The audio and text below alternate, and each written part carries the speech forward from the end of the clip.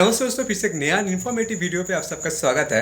आज का वीडियो का जो टॉपिक होने वाला है बहुत ही इंपॉर्टेंट है। जो लोग एमबीए कर रहे हो या एमबीए करने का सोच रहे हो तो उन लोगों के लिए आज का वीडियो बहुत ही हेल्पफुल होगा। आज के वीडियो में कुछ इंपॉर्टेंट चीज़ है, कुछ स्पेसिफिक स्किल्स के बारे में पता करेंगे जो आप लोगों को बहुत ही हेल्प करेगा एमबीए जर्नी में। एमबीए अगर आप कर रहे हो या करने का सोच रहे हो तो ये सारे स्किल्स आपको पता होना चाहिए, जिससे आप लोग खुद को अपग्रेड कर पाओगे। एंड अगर ये सारे स्किल आपको आता है तो प्लेसमेंट के टाइम पे, इंटर्नशिप के टाइम पे बहुत ही आप लोगों को हेल्प होगा। एंड जो प्रोसेस होगा एंड जो सिलेक्शन क्राइटेरिया वो बहुत आसानी से आप पास करके आगे बढ़ पाओगे प्रोसेसिंग में फर्दर। तो इसके बारे में आज के वीडियो में स्टेप बाय स्टेप जानेंगे। वीडियो अंत तक देखना ज़रूरी है। कुछ पॉइंट आप लोगों का शेयर करूंगा जो मेरा खुद का एक्सपीरियंस है एंड ये कुछ स्किल्स मैंने भी डेवलप किया था एमबीए जर्नी के दौरान। तो अगर आप पहले से ये जो अभी तक नहीं कर रहे हो, एमबीए करने का सोच रहे हो फर्दर, लाइक जो ग्रेजुएशन में हो अभी, या जो लोग 12th में पढ़ते हो, या जो लोग एमबीए कर रहे हो फर्स्ट सेमिस्टर में हो, तो सब लोगों के लिए आज का वीडियो हेल्पफुल होगा। क्योंकि अगर आप पहले से आप कर लोगे ना तो इंटर्नशिप सेकंड सेमिस्टर में होने वाला है एंड प्लेसमेंट थर्ड सेमिस्टर से चालू होने वाला है। इंडस्ट्रियल विजिट फर्स्ट सेमिस्टर के एंड में है। तो उससे पहले अगर आप ये स्किल्स आपको पता हो गया ना तो आपका जर्नी बहुत ही स्मूथ होगा एंड बहुत ही एक अलग एक्सपीरियंस के साथ आपका जर्नी आगे बढ़ेगा। तो चलिए स्टार्ट करते हैं आज का वीडियो। पहले ही जिस चीज़ के बारे में बात करेंगे वो स्पेसिफिक स्किल्स नहीं है, बट एक चीज़ आपके अंदर इनबिल्ट ये आपको अडॉप्ट करना पड़ेगा कि हर एक सिचुएशन में आपको कामली वो पूरा हैंडल करना है। मतलब जो भी हो जाए शांत रह के पूरा चीज़ को हैंडल करना है।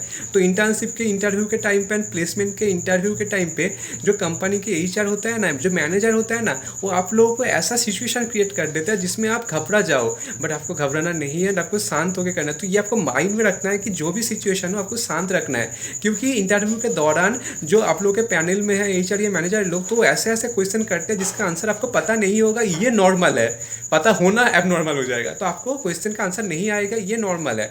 तो उस दौरान अगर आप बहुत ज़्यादा परेशान हो जाते हो या आप लोगों को मतलब ऐसा कि आप लोग डर रहे हो बहुत ज़्यादा, तो वहाँ पर वो लोग नोटिस करते हैं। तो वो एक्चुअली क्वेश्चन करते ही इसलिए कि ऐसा सिचुएशन में जब पढ़ोगे कुछ आसान, मतलब जब काम करोगे वहाँ पर आप एंड वहाँ पर बड़े बड़े तकलीफ आ जाएगा, तो तब उस सिचुएशन में आप कैसे बिहेव करोगे, तो वो चेक करने के लिए पहले से वो ऐसा सिचुएशन आपको इंटरव्यू में क्रिएट कर रहे हैं, जिससे उन लोगों को पता चल जाएगा कि एक्चुअली आप लोग कैसे बिहेव करोगे उस सिचुएशन में। तो वो लोग वही जांच करने के लिए, आप लोगों को परख करने के लिए ऐसा सिचुएशन क्रिएट करता है। तो अगर बहुत एक टफ क्वेश्चन आ रहा है तो डरना नहीं है, कामली हैंडल करना है। एक चीज़ देखो, अगर आपको आंसर आता है तो बहुत अच्छा है, अगर नहीं आता है तो स्ट्रेटेजिकली दिया जा सकता है कि नहीं, वो सोचो पहले।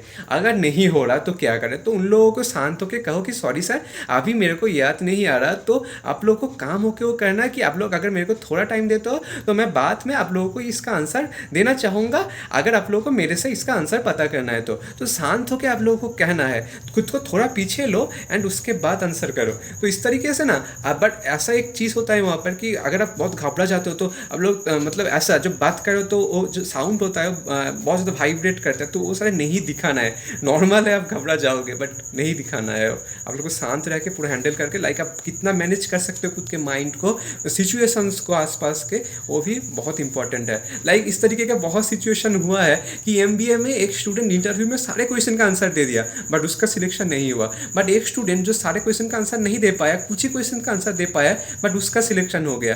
तो सम टाइम्स जो इंटरव्यू के पैनल में जो लोग बैठे होते हैं ना, वो आप लोगों को चेक करते हैं कि आप लोग एक्चुअली कैसे बिहेव करोगे प्रैक्टिकल सिचुएशन में। लाइक इंटरव्यू पैनल में तो आप सारे क्वेश्चन का आंसर दे रहे हो, बट जब प्रैक्टिकली आप फील्ड में जाओगे या कंपनी में काम करोगे, आप बैठे रहोगे, आपके सामने बहुत सारा प्रॉब्लम रहेगा जो आपको सॉल्व आउट करना है, तो तब आपका हालत क्या होगा, तो उसका एक नज़ारा इंटरव्यू पैनल में वो लोग देखना चाहते हैं। तो ये आपको पहले से इनबिल्ट कर लेना। ये एक स्पेसिफिक स्किल्स नहीं है, बट ऐसा एक चीज़ है जो बहुत ही इंपॉर्टेंट है एंड ये छोटा छोटा मिस्टेक ना बहुत भारी पड़ जाता है। तो ये प्लीज़ याद रखना, जो भी हो जाए शांत रखना खुद के माइंड को एंड उसके बाद प्रॉब्लम को हैंडल करना। वो 10 सेकंड वाला जो ट्रिक्स होता है ना, वो आप यूज़ कर सकते हो। लाइक आप वक्त ले सकते हो इंटरव्यू के टाइम पे, कोई बात नहीं है। तो खुद के शांत करो, 10 सेकंड लो एंड उसके बाद आंसर करो। तो घबरा जाके कुछ ऐसा वैसा नहीं बोलना है, और शांत सोचो, आंसर करो। That's it guys. तो ये एक स्पेसिफिक स्किल जो आप लोगों को पहले से थोड़ा अडॉप्ट कर लेना है, तो बहुत हेल्पफुल होगा आप लोगों के लिए। बहुत सारे क्वेश्चन मेरे पास ऐसा आ रहा था कि कंप्यूटर स्किल का इंपॉर्टेंस क्या है, अगर मेरे को कंप्यूटर नहीं आता तो मैं कैसे करूँगा, मैंने तो कोई बेसिक कोर्स भी नहीं किया है तो क्या होगा। तो गाइस कंप्यूटर स्किल इंपॉर्टेंट है, एक्सेल बहुत इंपॉर्टेंट है, वर्ड उतना नहीं है बट एक्सेल बहुत ही इंपॉर्टेंट है। तो अगर आपको कंप्यूटर नहीं आता तो यूट्यूब में बहुत सारे वीडियोस अवेलेबल है, वो देखो, प्रैक्टिस करो। अगर आपके पास लैपटॉप या कंप्यूटर कुछ भी नहीं है तो परेशानी का कोई बात नहीं है। एमबीए में आप अगर पढ़ रहे हो एलिम में तो कंप्यूटर लैब तीन कंप्यूटर लैब है, जहाँ पर भी जाओ एंड प्रैक्टिस करो। एंड फर्स्ट सेमेस्टर जिन लोगों का कोर्स किया नहीं है कोई बेसिक का, बट उन लोगों के लिए कोई प्रॉब्लम है नहीं है भाई। फर्स्ट सेमेस्टर में कंप्यूटर एप्लीकेशन पूरा सब्जेक्ट ही दिया हुआ है, तो वहाँ पर वर्ड से लेके एक्सेल, पावर पॉइंट, सब कुछ एक्सेस सब कुछ है सिलेबस के अंदर ही, तो पूरा कवर हो जाएगा फर्स्ट सेमेस्टर में। इतना डरो मत भाई, पहले सिलेबस देखो एंड उसके बाद प्रैक्टिस करो। बट अभी तो यूट्यूब में सब कुछ अवेलेबल है भाई, बस आप लोग के कंप्यूटर या लैपटॉप जुगाड़ करना पड़ेगा। नहीं है तो कंप्यूटर लैब में जाके प्रैक्टिस कर लो। तो हर वक्त आप लोग के ओपन है, 9:30 से 4 PM तक आप लोग किसी भी वक्त जाके टिफिन टाइम में जा सकते हो। क्लास आवर्स में नहीं जाना क्योंकि वो आप लोग के लिए सही नहीं रहेगा, क्योंकि क्लास बहुत इंपॉर्टेंट है। क्लास आवर के अलग से टाइम पे टिफिन टाइम पे जा सकते हो, या कॉलेज मतलब अगर कोई क्लास ऑफ है या जो ब्रेक होता है 15 मिनट्स का तो उसमें जा सकते हो। सबसे अच्छा होगा टिफिन टाइम में जाने के लिए, क्योंकि टिफिन करने के बाद बहुत ज़्यादा वक्त रहता है, 1 घंटे का ब्रेक है, तो उसके बाद आप 30 मिनट्स जाके प्रैक्टिस करो। अगर आप पहले से, क्योंकि 9 AM से कैंपस ओपन हो जाता है, तो वहाँ पे 9 AM से जाकर आप 30 मिनट्स प्रैक्टिस कर सकते हैं। एंड 5 PM तक आप लोगों को, अगर 4 PM तक क्लास होता है एंड 5 बजे तक कैंपस ओपन रहता है, तो उसके बाद ये प्रैक्टिस कर सकते हो। बस आपको कहना है, एक साइन करना है and use it guys. Soft skill में एक चीज़ आता है जो है कम्युनिकेशन स्किल। तो communication skill, marketing, finance, HR बहुत इंपॉर्टेंट है तीनों स्पेशलाइजेशन के लिए। HR में तो थोड़ा ज़्यादा ही है, क्योंकि HR लोगों के लिए कम्युनिकेशन सबसे अच्छा, क्योंकि उन लोगों को कम्युनिकेशन ही करना पड़ता है। कम्युनिकेट उन लोगों का ही काम है, क्योंकि उन लोगों को कम्युनिकेट का सब चीज़ देखना पड़ता है। अगर हम बात करें तो HR के बाद मार्केटिंग लोगों को कम्युनिकेट करना पड़ता है, तो उन लोगों को कम्युनिकेट करके हर एक डील करना पड़ता है। B2B हो सकता है, B2C हो सकता है, तो business to business, business to consumer, जो भी हो, इंटर्नशिप के टाइम पे हो, प्लेसमेंट के टाइम पे, तो कम्युनिकेशन मार्केटिंग लोग के लिए इंपॉर्टेंट है। एंड कम्युनिकेशन फिनांस लोग के लिए इंपॉर्टेंट है, क्योंकि वो लोग जो बहुत सारे फिनांस के स्टूडेंट एडवाइजर का काम करते हैं, पोर्टफोलियो मैनेजमेंट का काम करते हैं, TCS में काम करते हैं, मतलब प्लेसमेंट होता है TCS में, अपना डिलॉयट में होता है, PwC में होता है, तो उन लोगों का कम्युनिकेशन वहाँ पर काम है, तो बात करना उन लोग को ही आता है। तो कम्युनिकेशन स्किल बहुत इंपॉर्टेंट होता है। मार्केटिंग में अगर आपको लोकल नॉलेज आता है तो उतना परेशानी की बात नहीं है, बट इंग्लिश भी इंपॉर्टेंट है, क्योंकि जब आप B2B, business to business dealing करोगे बड़े बड़े मैनेजर लोगों के साथ, बड़े बड़े अलग अलग मतलब जो प्रोजेक्ट साइट है वहाँ से आप डीलिंग करोगे तो उन लोगों के साथ, तो तभी आप लोगों को इंग्लिश थोड़ा फॉर्मल तो आना चाहिए। उसके साथ साथ वो लोग भी लोकल लैंग्वेज ही प्रेफर करेंगे, तो ये मेरे को एक्सपीरियंस हो गया है। तो लोकल लैंग्वेज अगर आता है तो मार्केटिंग में प्रॉब्लम नहीं है। इंटरव्यू के टाइम में इंग्लिश ज़रूरी है, तो थोड़ा इंग्लिश तो सीखना पड़ेगा। फिनांस में भी लोकल लैंग्वेज, साथ ही साथ इंग्लिश इंपॉर्टेंट है। नेचर में भी, तो इंग्लिश डेवलप करने के लिए क्या करें, जिन लोगों का मदर टंग बंगाली है, जिन लोगों का मदर टंग हिंदी है, तो हम लोगों के लिए बंगाली हिंदी इतना इजी क्यों है, क्योंकि हम लोग पहले से जब छोटे थे तब से बात करते आ रहे हैं बंगाली या हिंदी में, तो हम लोग का मदर टंग जो है अभी इतना हमें अडॉप्ट कर लिया कि ये छूटेगा नहीं। तो इंग्लिश बोल रहे तो बंगाली या हिंदी माइंड में चल रहा होगा। तो इस तरीके से अगर आप हिंदी को भी टाइम दोगे ना, सॉरी, इस तरीके से अगर इंग्लिश को भी टाइम दोगे ना, तो इंग्लिश भी अडॉप्ट हो जाएगा भाई। इतना भी टफ नहीं है, बस बोलना पड़ेगा, मिरर के सामने प्रैक्टिस करो, खुद से खुद कुछ लिखो, उसको आप लोग जब राइटिंग में कुछ प्रैक्टिस करते हो ना, तो तब आप लोगों को वहाँ से भी याद आ जाता है। तो ये भी कर सकते हो, सिंपल सेंटेंस यूज़ करो, ज़्यादा मतलब बहुत बड़े बड़े वर्ड नहीं यूज़ करना है, सिंपल वर्ड्स यूज़ करो जो इजीली अंडरस्टैंडेबल हो, जिससे आप लोग को ही मदद मिलेगा। जो लोग सुन रहे हैं, मेरे जैसे जो लोग सुन रहे हैं आप लोगों को, तो उसका भी हेल्पफुल है उन लोगों के लिए भी कि हाँ ये कहना चाहता है, जो इजीली हम लोग समझ सकते हैं। एंड कॉलेज का business communication class, demo group discussion, demo personal interview, सारे क्लास अटेंड करो, तो वहाँ से भी बहुत हेल्प हो जाता है। वहाँ से भी आप लोगों का जो कम्युनिकेशन स्किल है बहुत हो जाएगा। And most importantly power point presentation, class में PPT देते आप लोगों का कम्युनिकेशन स्किल का 50% तो वहाँ पर सेटल डाउन हो जाएगा। पहले थोड़ा तकलीफ तो होगा, थोड़ा डांट पड़ेगा मैम सर से, बट कोई बात नहीं, उन लोगों का सजेशंस को पकड़ो, सजेशन को काम में लगाओ एंड खुद को डेवलप करते जाओ। अगर आप कर लिए ना, तो उसके बाद का ज़िंदगी आप लोगों के लिए बहुत ही ज़्यादा स्पेशल होगा। तो अगर डट पड़ रहा है तो उसको पॉजिटिव लो, नेगेटिव सेंस में बिल्कुल भी मत लेना, क्योंकि वो आप लोगों को कह रहा है, क्योंकि आप लोगों को बदलना चाहते हैं, चेंज करना चाहते हैं अच्छे सेंस में, जो आप लोगों की बात में मदद करेगा प्लेसमेंट के टाइम पे, इंटर्नशिप के टाइम में। जब आप बड़े बड़े प्रोजेक्ट साइट में जाओगे या जब बड़े बड़े कंपनी के साथ डीलिंग करोगे, तो तब आप लोगों को क्या करना होगा, प्रेजेंटेशन देना होगा। तो अभी से आप लोग अगर प्रैक्टिस में रहेंगे ना, तो तब बहुत आसान होगा।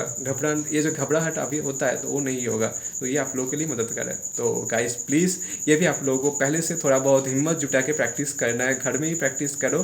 पॉइंट आप लोगों के है, पावर पॉइंट, बस डिस्क्राइब आप लोगों को करना है। बट डिस्क्राइब करने के लिए मैं जो पहले पहले करता था ना कि रट के चला जाता था, एंड उसके बाद जो मैं रटा था उसको सामने रख दिया था, तो वो समझ आ जाता है सबको कि ये रट के आया है भाई, ये डिस्क्राइब नहीं कर रहा है, बस हम लोग पढ़ के आके उन लोगों के सामने सुना रहे हैं।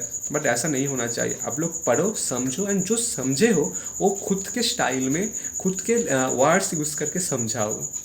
दैट्स द ओनली थिंग जो दिल से दिल तक कनेक्ट करेगा। ऐसे ही होता है, रट के चलेगा या वहाँ पर जाके बस ऐसा बोल दिया कह दिया, नहीं होता भाई इस तरीके से।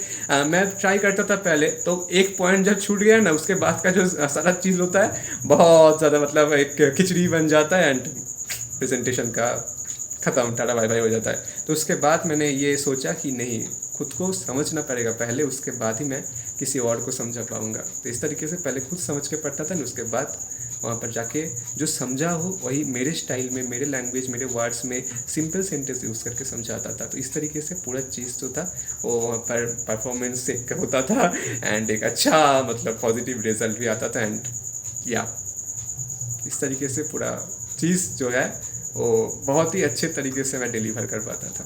तो आप लोगों को लिए सजेशन रहेगा मेरा एक्सपीरियंस से कि हाँ, खुद पढ़ो, समझो, एंड जो समझे हो वही कहो। That's it guys.